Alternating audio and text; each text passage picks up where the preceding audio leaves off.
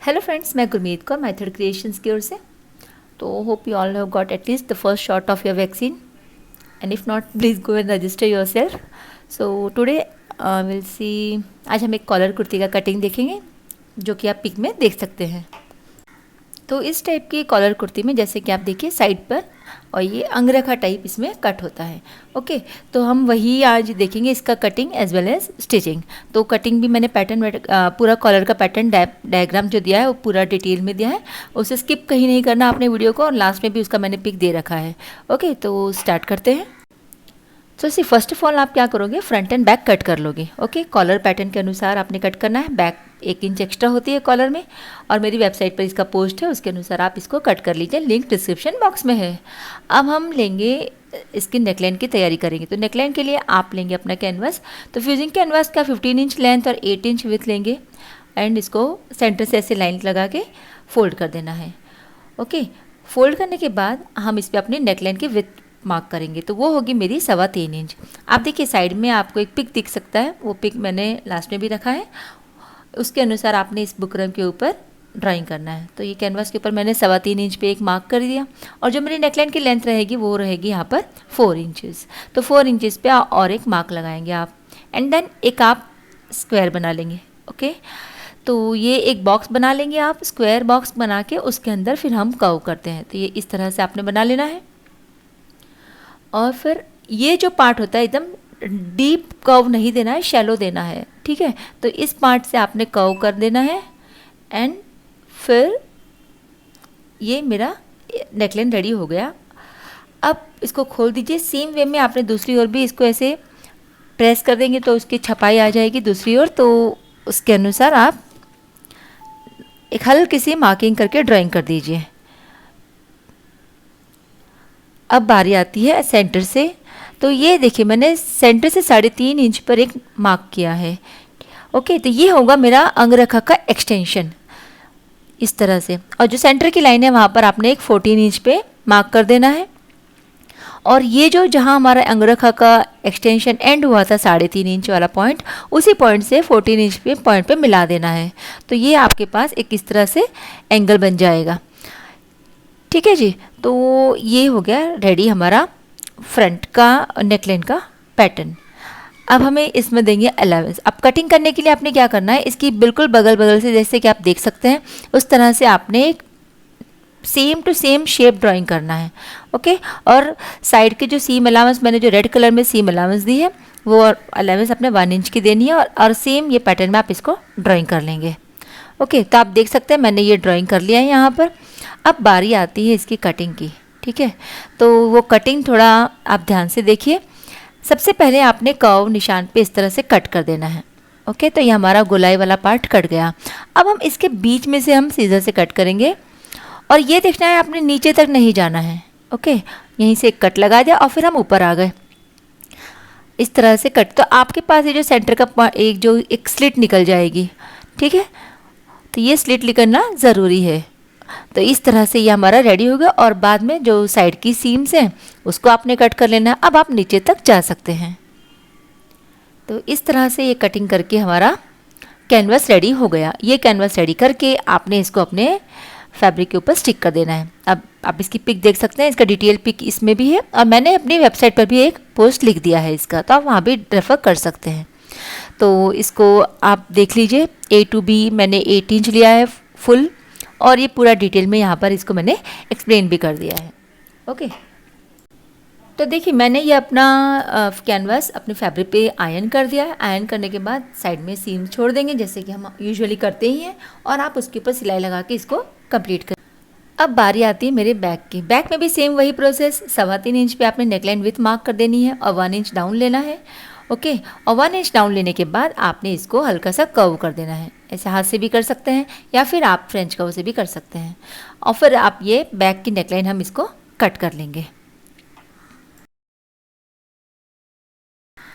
अब ये देखिए मेरा फ्रंट का सेंटर पार्ट है, आप देख सकते हैं।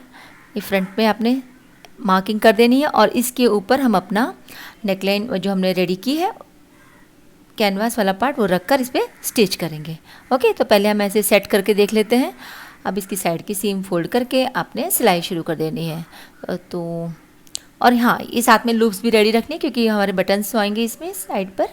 तो और जब सिलाई करेंगे तब आप सेंटर टू सेंटर मैच करके, जैसे कि मैंने, आप देख सकते हैं, इसका सेंटर एंड इसका सेंटर मैच करके सिलाई लगाना शुरू कर देंगे।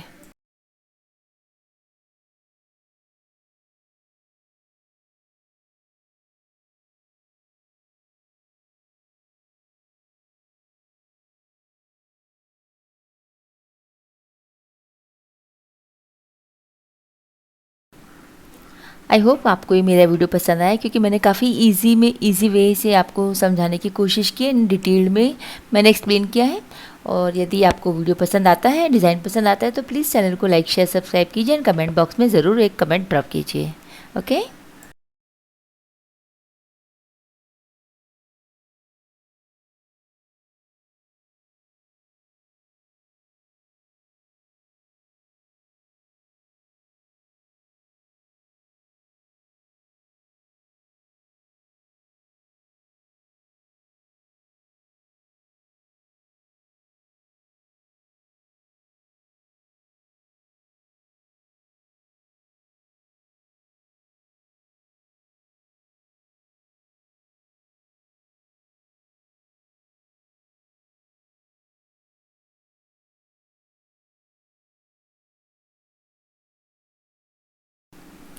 अभी टॉप स्टिच होने के बाद आपने इस पर लूप लगाने के लिए निशान लगा देना है। तो यहाँ पे आप मार्किंग करेंगे 1 इंच का, और 1 इंच पे आप अपने लूप्स लगा देंगे।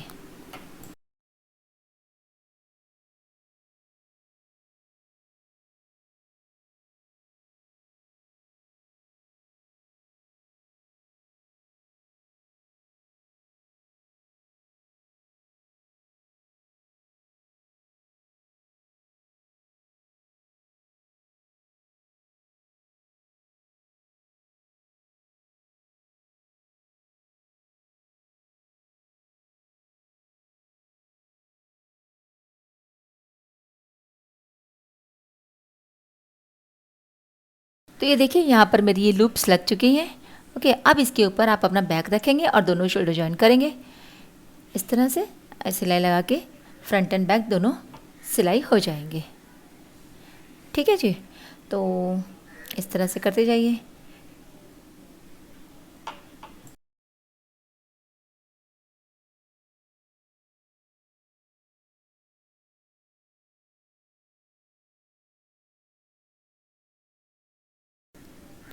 अभी देखिए मेरा यहाँ पर फोल्ड फ्रंट एंड बैक दोनों जुड़ चुके हैं, लूप लग चुकी है। अब किसकी बारी आएगी? हमारी कॉलर की बारी आएगी।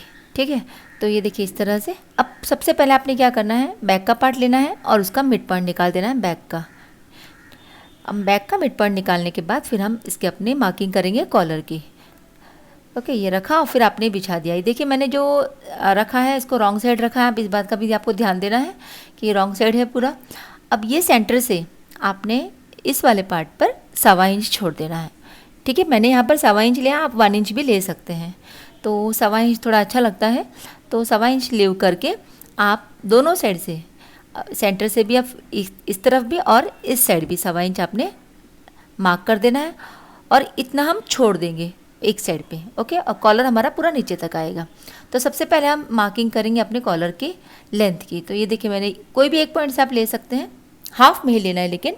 ठीक है, यहाँ से मैंने लिया और मैंने इसको यहाँ पर 8 इंच, तो ये मेरा 8 इंच का कॉलर होगा, यानी टोटल होगी लंबाई 16 इंच की। ठीक है, अब हमारा होगा एक्सटेंशन। तो एक्सटेंशन यहाँ पर मेरा हो रहा है 4.5 इंच का।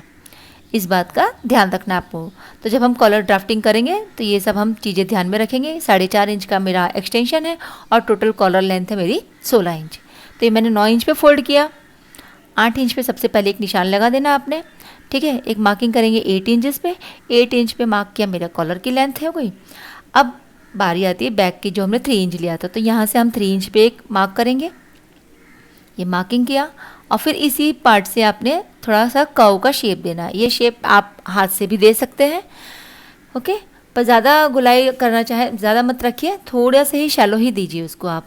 और फिर एक बार मार्किंग कर लेंगे, जहाँ पर आपका 8 इंच का मार्क आ रहा है एक पॉइंट लगाइए वहाँ पर। ठीक है, अब इसी पॉइंट से आपने 4.5 इंच का एक्सटेंशन वाला पॉइंट मार्क कर देना है, ये रहा। और आप एक कर्व लाइन यहाँ पर भी ड्राइंग कर देंगे।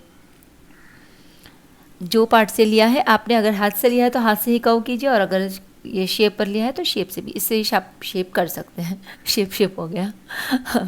ओके, अब इसकी विथ मैंने यहाँ पर लिया 1 इंचेस।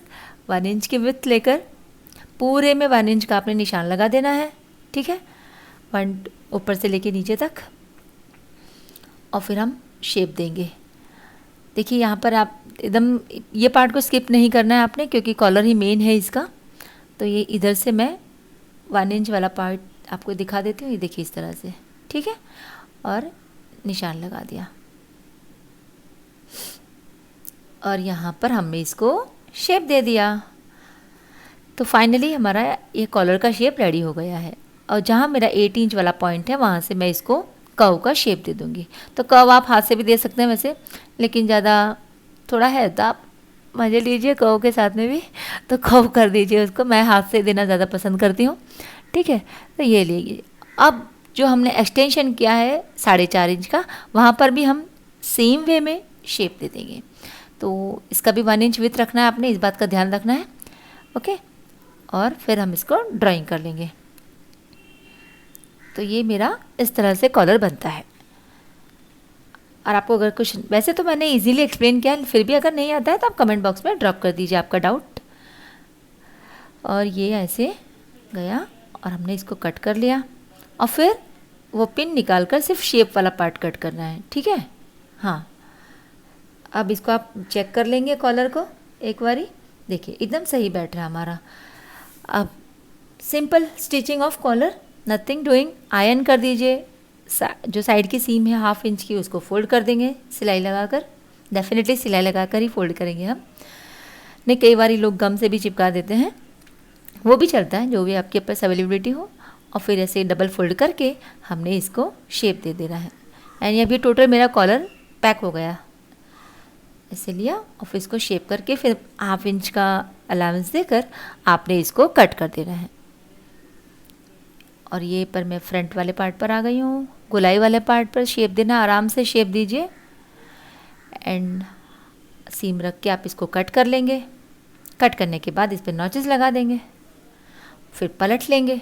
पलटने के बाद इसको आयरन करेंगे, ये देखिए। और आयरन करने के बाद अपनी कुर्ती पे लगा के ख़त्म कहानी। नहीं नहीं, अभी थोड़ी बाकी है मेरे दोस्त, पिक्चर अभी बाकी है मेरे दोस्त, ठीक है। ये मैंने आयरन कर लिया। 1/2 इंच का सीम कटिंग, धड़ धड़ टकाटक टकाटक। अब इसने, अब देखिए मेरी यहाँ पर कुर्ती रॉन्ग साइड है, ठीक है। रॉन्ग साइड पर मैंने इसका राइट साइड रखा है इस तरह से। और फिर आप अपने इस पर सिलाई लगाना शुरू कर देंगे। तो फाइनली इस तरह से रेडी हो जाएगा। लास्ट में हम हमारी कुर्ती का पैटर्न भी दिखाएंगे, और जितने भी मैंने इसमें जो डायग्राम्स ड्राइंग किए वो लास्ट में है। स्किप मत कीजिए वीडियो को, और लास्ट में उसको आप ज़रूर से देखिए और स्क्रीनशॉट लेके आप ड्राइंग कीजिए, या फिर मेरी वेबसाइट पे चले जाइए, ज़्यादा इजी पड़ेगा वो आपको। तरसती है निगाहें मेरे तकती हैं। अब इसको आपने इस तरह से फोल्ड कर लेना है। देखिए इस तरह हो गया। होने के बाद फोल्ड करेंगे, फोल्ड करने के बाद सिलाई लगाएंगे। सिलाई लगाने के बाद ये कंप्लीट हो जाएगा। और फिर जो लूप के ऑपोजिट साइड जहाँ पर हमारे बटन लगेंगे वहाँ पर हमें एक स्ट्रिप लगानी है फैब्रिक की। वो हम पहले लगा सकते हैं, लेकिन मैं भूल गई वहाँ पर भी लगाना उसको, ठीक है। तो ये देखिए इस तरह से। अब ये मैंने स्ट्रिप ली है, इसको फोल्ड कर दिया, सिंगल स्ट्रिप ही ली है मैंने, और फिर अंदर सिलाई लगा के इसको कंप्लीट कर देंगे।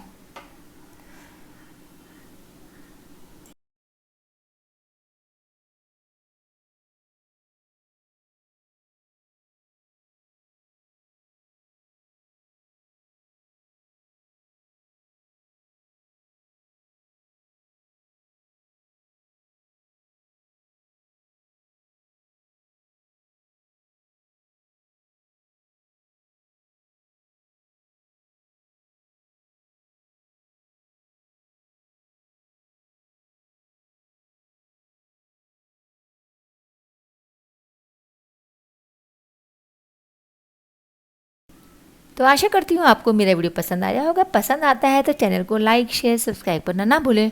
और एक रिक्वेस्ट है आप लोगों से कि व्यूअर्स से मेरे व्यूज़ जो काफ़ी अच्छे आते हैं, 90% व्यूअर्स देखते हैं, लेकिन सब्सक्राइब कोई नहीं करता है, आई डोंट नो वाई। आप हमें रीज़न बताइए कि आप लोग क्यों सब्सक्राइब नहीं करते हो, तो हम वो चीज़ हटा देंगे हमारे वीडियो में से, ताकि आप हमारे चैनल को ज़्यादा से ज़्यादा सब्सक्राइब कर सकें। तो प्लीज़ ज़रा हमें रीज़न बताइए कि why you don't subscribe us, it's free. तो ये, हाँ, ये स्ट्रिप लगा के आपने इस तरह से इसको सिलाई कर, थोड़ी भावुक हो गई थी मैं। ओके, तो ये यहाँ पर कंप्लीट हो जाता है। तो मिलते हैं एक बढ़िया से नेक्स्ट ट्यूटोरियल में। Bye bye, have a nice day and happy sing to all my dear friends, love you all.